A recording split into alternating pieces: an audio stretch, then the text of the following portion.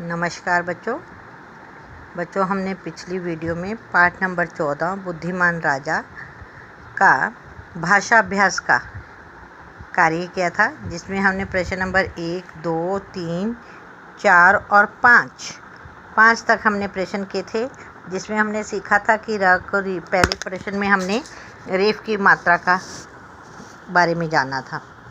दूसरा फिर प्रश्न में हमने मानक रूप में लिखना सीखा था।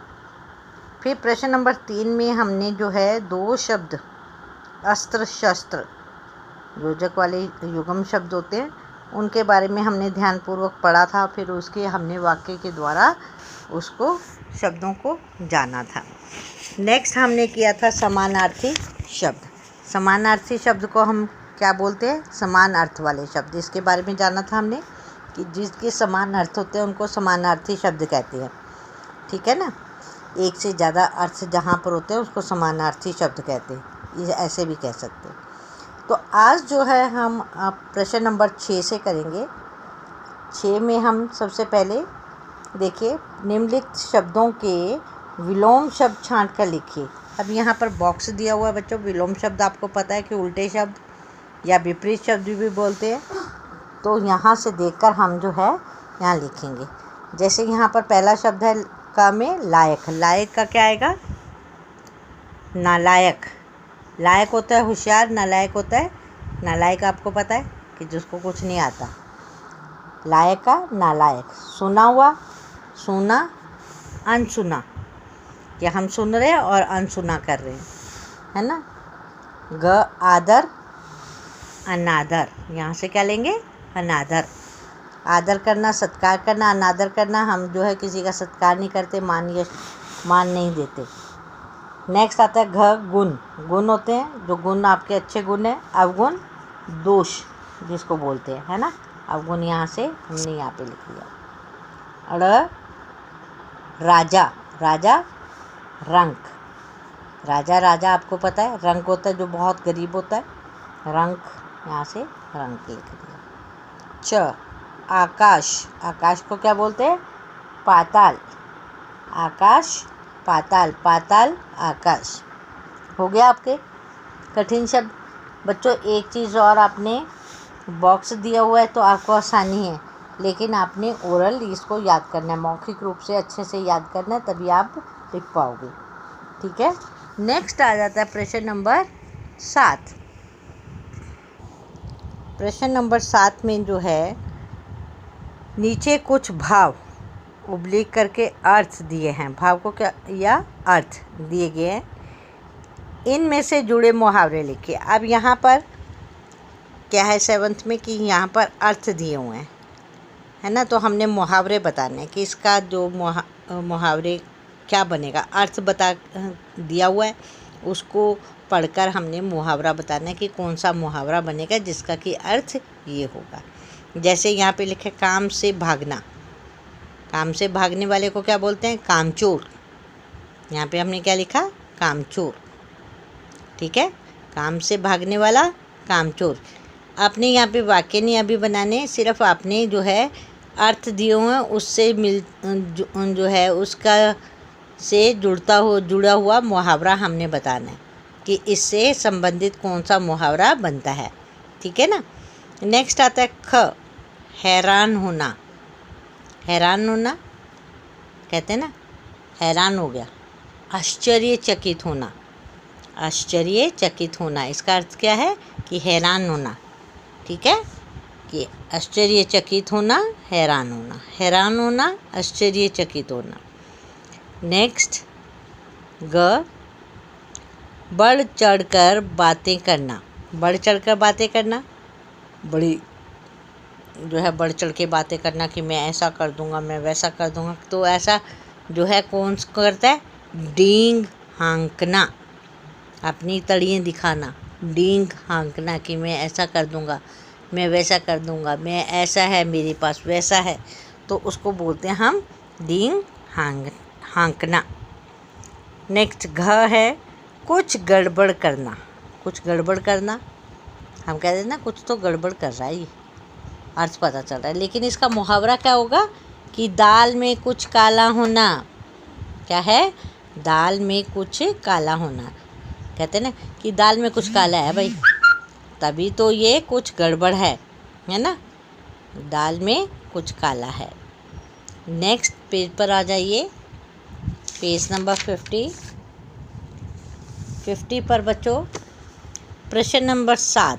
आप देखो प्रश्न नंबर 7 में लिखे मुहावरों में से किन्हीं 3 का वाक्यों में प्रयोग कीजिए। मैंने अभी बताया था ना कि हमने सिर्फ यहाँ पर क्या था, हमने क्या जाना था इस प्रश्न में 7 में, कि हमारे पास अर्थ दिए हुए थे, हमने मुहावरा ढूंढा कि कौन सा बनेगा, है ना। वाक्य नहीं बनाए थे। लेकिन नेक्स्ट प्रश्न में क्या आ गया कि यहाँ पर हमने वाक्य बनाने हैं।